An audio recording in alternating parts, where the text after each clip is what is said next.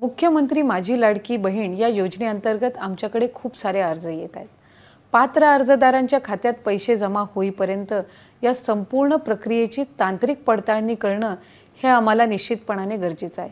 त्यासाठी आम्ही प्रायोगिक तत्वावर काही निवडक अर्जदारांच्या बँक खात्यात प्रत्येकी एक रुपया जमा करत आहोत. जमा होणारा हा 1 रुपया लाभार्थ्यांचा सन्मान निधी नसून फक्त आमच्या तांत्रिक प्रक्रिया पडताळणीचा एक आवश्यक असा भाग आहे. ही पडताळणी पूर्ण झाल्यानंतर पुढील प्रक्रिया अजून सुरळीत व्हायला निश्चितपणाने मदत होणार आहे.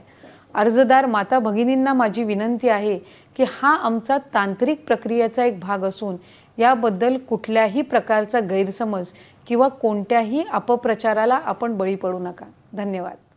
मुख्यमंत्री माझी लाडकी बहीण योजनेअंतर्गत महिला व बालविकास विभागाकडे 1 कोटीहून अधिक अर्ज प्राप्त झालेत. मित्रांनो, पात्र अर्जदारांच्या खात्यात पैसे जमा होईपर्यंत या संपूर्ण प्रक्रियेची तांत्रिक पडताळणी करण्यासाठी प्रायोगिक तत्वावर काही निवडक अर्जदार महिलांच्या बँक खात्यात 1 रुपया जमा करणार आहोत.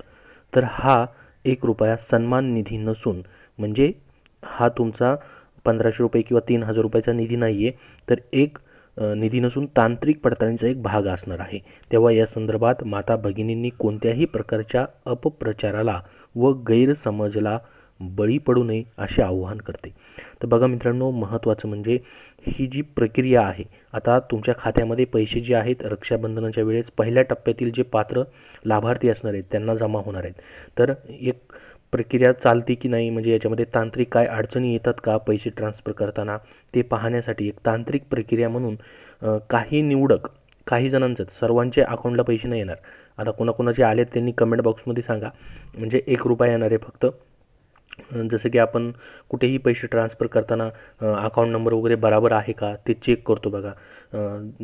कधीही तुम्ही पैसे NFT वगैरे करताना तशा पद्धतीनेच इतर तांत्रिक प्रक्रिया जी आहे, म्हणजे त्याच्यामध्ये काय अडथळा आहे का, पैसे बरोबर जातील का, तर काही निवडक अर्जदारांच्या पात्र अर्जदारांच्या महिलांच्या बँक खात्यामध्ये 1 रुपया जमा केला जाणार आहे.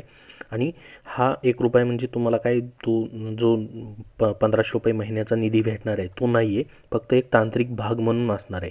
त्याच्यामुळं तुम्ही म्हणाल की 1 रुपया कसं काय भेटला, तर हा एक गैरसमज करून घेऊ नका.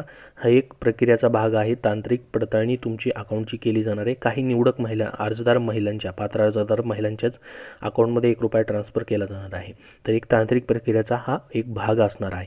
आणि याच्यानंतर तुमची म्हणजे जुलै आणि ऑगस्टचे 2 महिन्याचे एकत्रित 3000 रुपये जे असणार आहेत तुम्हाला भेटणार आहेत. तर ज्यांचा अजूनही या योजनेवरती विश्वास बसत नाही आहे त्यांच्यासाठी ही महत्त्वाची माहिती आहे की प्रक्रिया त्यांनी सुरू केलेली आहे. पैसे ट्रान्सफर करायची प्रक्रिया देखील सुरू केलेली आहे. आता जे पहिल्या टप्प्यातील लाभार्थी असणार आहेत त्यांच्यासाठी ही प्रक्रिया सुरू झालेली आहे. जे पात्र झालेले आहेत त्यांच्यासाठी आता जसे जसे टप्प्याटप्प्याने अर्ज पात्र होतील तसे तसे या ठिकाणी पैसे जे आहेत तुमचे ट्रान्सफर केले जाणार आहेत. त्याची प्रक्रिया देखील या ठिकाणी सुरू झालेली आहे. म्हणजे तांत्रिक पडताळणी सुरू केलेली आहे. अर्जाची छाननी एका बाजूला तर सुरूच आहे, परंतु पैसे ट्रान्सफर करण्याची प्रक्रिया जी आहे, DBT जी आहे, त्याची तांत्रिक प्रक्रिया देखील सुरू झालेली आहे. तर ही माहिती स्वतः या ठिकाणी बघू शकता महिला व बालविकास मंत्र्यांनी या ठिकाणी दिलेली आहे. त्याचसोबत अजून महत्त्वाचं म्हणजे त्यांनी दुसरीही माहिती दिलेली बघा, जे मराठीमधले अर्ज असणार आहेत, मराठीमधले अर्ज देखील तुमचे पात्र होणार आहेत, त्याच्याबद्दलची देखील त्यांनी या ठिकाणी माहिती दिली. पाहू शकता बुलढाणा जिल्ह्यातील मोताळा तहसील कार्यालयामधून मुख्यमंत्री माझी लाडकी बहीण योजनेसंदर्भात एक परिपत्रक प्रसिद्ध करण्यात आलं आहे. या परिपत्रकात मराठी भाषेतील अर्ज रद्द करण्याची चुकीची बाब नमूद केली आहे. या संदर्भात तहसीलदार, जिल्हाधिकारी व विभागीय अधिकाऱ्यांना निर्देश दिले असून अशा कोणत्याही अटीमुळे अर्ज रद्द करणार नसल्याची ग्वाही त्यांनी दिलेली आहे. बघू शकता या ठिकाणी. तर मराठीमधले अर्ज जे आहेत ते देखील आता रद्द होणार नाहीत. आणि त्याचसोबत महत्त्वाचं म्हणजे ज्यांना ॲपवरती आता प्रॉब्लेम येत आहे अर्ज भरण्यासाठी त्यांच्यासाठी या ठिकाणी पोर्टल सुरू झालेले, वेबसाईट सुरू झालेली आहे. महत्त्वाचं म्हणजे आता तुम्ही ज्यावेळेस अंगणवाडीमध्ये वगैरे अर्ज या ठिकाणी घेऊन जाल तर स्वतः ते आता ऑनलाईन अर्ज भरू शकतात. तुम्ही स्वतः वेबसाईटवरती या ठिकाणी ऑनलाईन अर्ज आता भरू शकतात. कितीही अर्ज तुमच्या प्रोफाईलमधून भरू शकतात. तर वेबसाईट देखील पाहू शकता या ठिकाणी सुरू झालेली आहे. वेबसाईटवरती अर्ज कसा भरायचा त्याच्यावरती ऑलरेडी व्हिडिओ बनवलेला आहे. त्या व्हिडिओची लिंक मी डिस्क्रिप्शन बॉक्समध्ये देतो आहे. त्याचबरोबर आपल्या टेलिग्राम चॅनलवरती आहे आणि ऑनलाईन अर्ज कसा भरायचा आहे त्याची देखील लिंक जी आहे लाडकी बहीण योजना .महाराष्ट्र.gov.in ही जी लिंक आहे ती देखील लिंक तुम्हाला डिस्क्रिप्शन बॉक्समध्ये दिलेली आहे, तिथून तुम्ही बघू शकतात. तर अशी प्रक्रिया जी आहे सध्या मित्रांनो लाडकी बहीण योजनेबद्दलची सुरू आहे. ही महत्त्वाची माहिती तुम्हाला द्यायची होती, त्यासाठी हा व्हिडिओ बनवलेला आहे. जास्तीत जास्त या व्हिडिओला लाईक करा, कारण की असेच महत्त्वाचे अपडेट तुम्हाला भेटत राहतील.